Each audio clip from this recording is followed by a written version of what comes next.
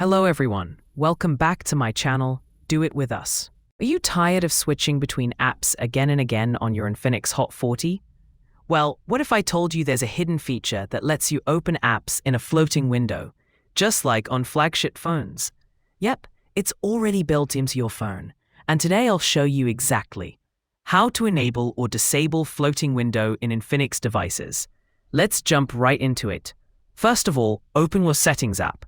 Now scroll down until you find the option called Special Function. Go ahead and tap on it. Inside the Special Function menu, you'll see an option called Floating Window. This is basically the floating window feature we're looking for. Just tap on it and then turn it on. And method to use it denom starting here. That's it. Your floating window feature is now enabled. Let's test it out to make sure everything's working.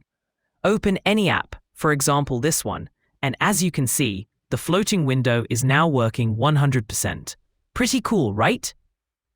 So yeah, that's it for today's video. Don't forget to like, comment, and subscribe. Thanks for watching, and I will see you in another video.